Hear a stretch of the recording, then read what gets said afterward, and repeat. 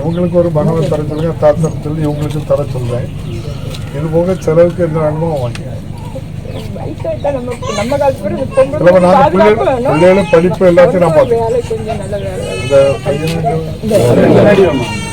என்ன விருப்பமோ அதை நம்ம அவன் எத்தனை வருஷம் படித்தாலும் எல்லா செலவும் நானே அந்த ஆகாயம் போதாத பறவை ஒன்று நதி கண்ணாடி பார்த்து மனம் நிறைந்தது இன்று கடலால் தீராத எறும்பின் தாகங்கள் இலையின் மேலாடும் பனி துளி தீர்க்கும் தீயை நீ பகிர்ந்தாலும் ரெண்டாய் வாழும் இவனும் அந்த தீ போலத்தான்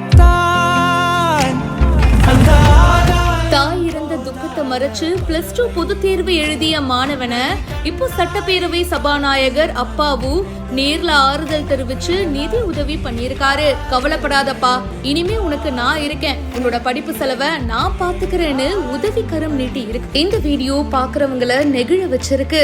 நெல்லை மாவட்டம் வள்ளியூர் அண்ணாநகரை சேர்ந்தவர் கிருஷ்ணமூர்த்தி, இவங்களுடைய ஒய்ஃப் சுப்புலட்சுமி. இந்த தம்பதிக்கு அப்படின்ற மகனும் ஒரு மகளும் இருக்காங்க. சில வருஷத்துக்கு முன்னாடி இவங்களோட அப்பா இறந்து போயிட்டாரு. அம்மா மட்டும்தான் அவங்களுக்கு உடல்நல சரியில்லாம இருந்திருக்கு. அண்ட் அப்படி இருக்கும்போது கரெக்டா பொது தேர்வு எக்ஸாம் அன்னைக்கு அவங்களோட அம்மா இறந்து போயிட்டாங்க. தாய் இருந்த துக்கத்தையும் மறைச்சு பாத்தீங்கன்னா எக்ஸாம் எழுத போயிருக்காரு. எக்ஸாம் எழுதிட்டு அம்மாவோட இறுதி சடங்குல அவர் கலந்துகிட்டாரு. இந்த விஷயம் பெரும் சோகத்தை ஏற்படுத்துச்சு. இப்போ அந்த மாணவனை பார்க்க தமிழக சட்டப்பேரவை சபாநாயகர் அப்பாவு அவர்கள் நேர்ல போயிருக்காரு. அவங்க குடும்பத்தை மீட் பண்ணி ஆறுதல் சொல்லியிருக்காரு. அது மட்டும் இல்லாம நிதி உதவியும் கொடுத்திருக்காரு. நல்லா படிப்பா அப்படின்னு சொல்லி அட்வைஸும் பண்ணியிருக்காரு. கல்வி செலவு முழுவதையும் நானே ஏத்துக்கிறேன். தமிழ்நாடு நகர்ப்புற மேம்பாட்டு திட்டத்தின் கீழே அடுக்குமாடி குடியிருப்புல ஒரு வீடு ஒதுக்கி தரப்படும் அப்படின்னு தெரிவிச்சாரு. இந்த வீடியோ இப்ப சமூக வலைத்தளங்கள்ல வேகமா பரவிட்டு இருக்கு. இத பத்தி உங்களுடைய கருத்துக்களை ஷேர் பண்ணுங்க. இப்பவே ஃபாலோ பண்ணுங்க.